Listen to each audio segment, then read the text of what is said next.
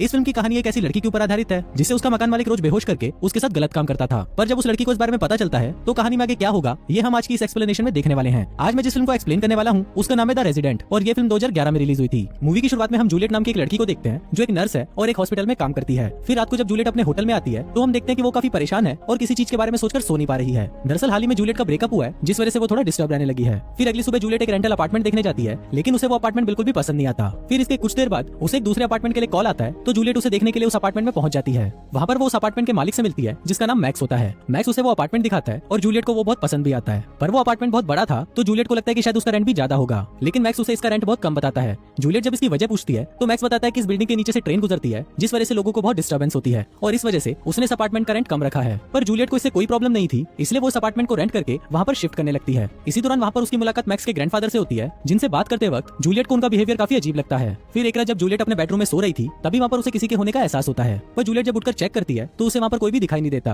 अब ये देखकर जूलियट वापस सोने चली जाती है पर तभी वहाँ पर हम किसी की परछाई को देखते हैं जिसका मतलब है कि कोई जूलियट के ऊपर नजर रख रहा है। फिर अगली सुबह जब जूलियट जॉगिंग करके वापस अपने अपार्टमेंट में आती है तो उसे अपने गेट के बाहर एक गिफ्ट मिलता है जिसको देखकर उसे लगता है कि शायद ये मैक्स नहीं रखा होगा। लेकिन बाद में जब वो मैक्स को गिफ्ट के लिए थैंक्स बोलने जाती है तो मैक्स उसे बताता है कि ये गिफ्ट मैंने नहीं बल्कि मेरे ग्रैंडफादर ने दिया है। ये सुनकर जूलियट मैक्स के ग्रैंडफादर को थैंक्स बोलने जाती है पर वो ठरकी बुड्ढा उसी पर ही लाइन मारना शुरू कर देता है और वो उसे अपने साथ कुछ टाइम स्पेंड करने के लिए बोलता है। लेकिन तभी जूलियट कुछ काम का बहाना लगाती है और वहाँ से चली जाती है। फिर अगले दिन जब जूलियट अपने एक फ्रेंड के साथ आर्ट एग्जीबिशन में थी तभी वहाँ पर मैक्स भी आ जाता है और वो जूलियट से बातें करने लगता है। फिर वो दोनों कुछ देर तक वहाँ पर बकचोदियां करते हैं और फिर जूलियट मैक्स को अपने साथ घर चलने के लिए बोलती है। फिर वो दोनों साथ में घर जाने लगते हैं और इसी दौरान उन दोनों के बीच में काफी अच्छी दोस्ती भी हो जाती है। तभी वहाँ पर हम जूलियट के एक्स बॉयफ्रेंड जैक को देखते हैं जो कि दूर से उन दोनों को देख रहा होता है। फिर घर पहुंचकर जूलियट के मन में ठरक जागने लगती है और वो लपक कर मैक्स को किस कर लेती है, लेकिन तभी मैक्स उसे रोक देता है। अब इससे जूलियट को काफी अनकंफर्टेबल फील होता है और वो मैक्स को सॉरी बोलकर वहाँ से चली जाती है। फिर अगले दिन जब जूलियट अपने हॉस्पिटल में थी तभी वहाँ पर उसे मैक्स का कॉल आता है और वो आज रात को उसे डिनर पर इन्वाइट करता है। फिर रात को जब वो दोनों साथ में डिनर कर रहे होते हैं तो जूलियट मैक्स से पूछती है कि तुमने अभी तक शादी क्यों नहीं की, क्या तुम सलमान भाई के फैन हो। अब इस पर मैक्स मुस्कुराते हुए उसे बोलता है कि मुझे कभी भी इन चीजों के लिए टाइम ही नहीं मिला क्योंकि मेरा ज्यादातर टाइम इस घर और ग्रैंडफादर की देखभाल में चला जाता है। फिर डिनर खत्म होने के बाद जब मैक्स वहाँ से जा रहा था तभी जूलियट के अंदर फिर से ठरक जागने लगती है और वो मैक्स को पकड़कर किस करने लगती है।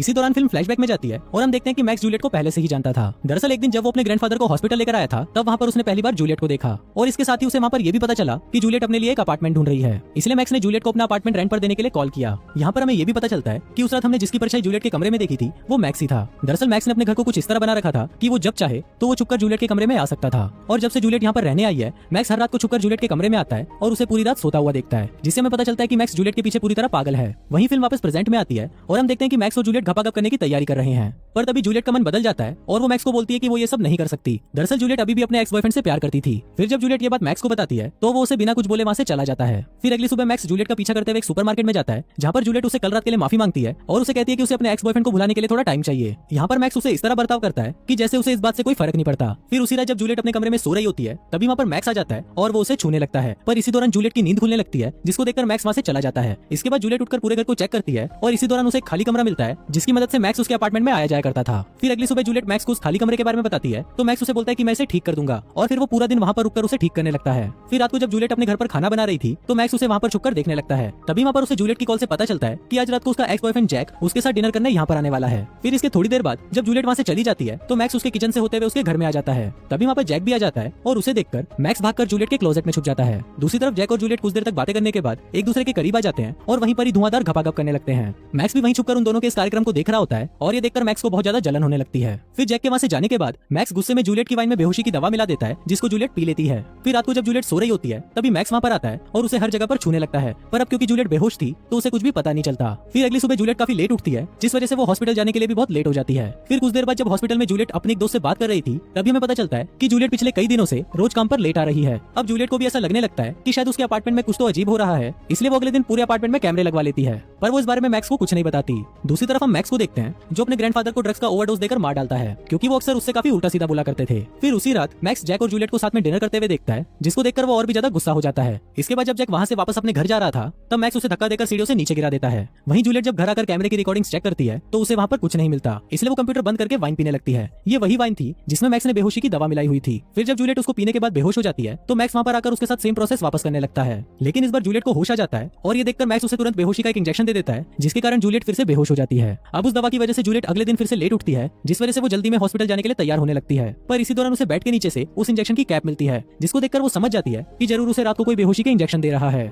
इसके बाद हॉस्पिटल जाकर जूलियट अपना खून और यूरिन टेस्ट कराती है ताकि वो पता लगा सके कि कोई उसे ड्रग्स तो नहीं दे रहा। इसके बाद जूलियट को जैक का मैसेज आता है, जिसमें उसने लिखा था कि वो आज रात को उसके घर पर डिनर के लिए आ रहा है। दूसरी तरफ हम मैक्स को देखते हैं, जो जूलियट के कमरे में आकर उसकी चीजों को छूने लगता है। पर तभी वहाँ पर जैक भी आ जाता है और वो उसके घर में आकर मैक्स के उस सीक्रेट दरवाजे को देखने लगता है। लेकिन तभी मैक्स उसके पीछे आ जाता है और सीन यहीं पर कट हो जाता है। वहीं हॉस्पिटल में हम जूलियट को देखते हैं, जिसे अपनी रिपोर्ट पढ़कर पता चलता है कि उसके खून में ड्रग्स हैं। अब जूलियट इससे काफी ज्यादा डर जाती है और वो मैक्स को फोन करने की कोशिश करती है ताकि वो मैक्स को घर जाने से रोक सके, लेकिन बहुत कोशिशों के बाद भी मैक्स का कॉल नहीं लगता। इसके बाद जूलियट भागकर अपने घर जाती है और वो अपने कैमरे की रिकॉर्डिंग्स चेक करने लगती है। तभी उसे भी पता चल जाता है कि उसे हर रात ड्रग्स देने वाला और कोई नहीं बल्कि मैक्स ही था। अब ये देखकर जूलियट बहुत ज्यादा डर जाती है, लेकिन तभी वहाँ पर उससे मिलने मैक्स आ जाता है और वो अपने साथ एक वाइन की बोतल भी लाया था। अब जूलियट उसे काफी नॉर्मली बातें करती है ताकि मैक्स को शक ना हो कि उसे सब कुछ सच पता चल चुका है। इसके बाद मैक्स जूलियट को वाइन ऑफर करता है, तो जूलियट उसे कोई बहाना लगाकर उस वाइन को पीने से मना कर देती है, क्योंकि उसे भी पता था कि मैक्स ने जरूर इसमें कुछ मिलाया होगा। अब मैक्स को भी शक होने लगा था कि शायद जूलियट को सब कुछ पता चल चुका है, इसलिए वो एक ड्रग्स वाला इंजेक्शन लेकर जूलियट को बेहोश करने की कोशिश करता है। लेकिन तभी जूलियट एक चाकू निकालती है और वो उससे मैक्स पर अटैक कर देती है। अब वो दोनों वहाँ पर कुत्ते की तरह लड़ने लगते हैं, पर तभी जूलियट किसी तरह उसे पीछे छुड़वाती है और बाथरूम में जाकर खुद को लॉक कर लेती है। फिर कुछ देर बाद जब जूलियट आईने में अपनी खूबसूरत शक्ल को निहार रही थी, तभी मैक्स वहाँ पर आकर उसे पकड़ लेता है और उसे मारने की कोशिश करता है। पर तभी जूलियट उस पर फिर से हमला कर देती है और वहाँ से भाग जाती है। भागते हुए जूलियट एक रूम में जाती है जहाँ पर उसे एक पंचिंग मशीन मिलती है। वो उस मशीन को लेकर वहाँ से भागने का रास्ता ढूंढने लगती है, लेकिन तभी मैक्स उसे एक मुक्का मारकर नीचे गिरा देता है। इसके बाद मैक्स उसे जान से मारने वाला होता है, पर तभी जूलियट उस पर उस पंचिंग मशीन से हमला कर देती है, जिससे मैक्स बहुत ज्यादा घायल हो जाता है। इसके बाद मैक्स उसे फिर से पकड़ने की कोशिश करता है, लेकिन जूलियट उससे किसी तरह बचकर एक स्टोर रूम में आ जाती है। वहाँ पर उसे जैक की डेड बॉडी भी मिलती है, जिसे मैक्स ने मारा था। फिर कुछ देर बाद मैक्स भी वहाँ पर आ जाता है और जूलियट उस पर पीछे से हमला करने की कोशिश करती है, पर तभी मैक्स उसे पकड़ लेता है और उसे जान से मारने की कोशिश करता है। पर तभी जूलियट उस पंचिंग मशीन से मैक्स पर बार बार वार करती है और उसे मार डालती है। और इसी के साथ ही ये फिल्म यहीं खत्म हो जाती है।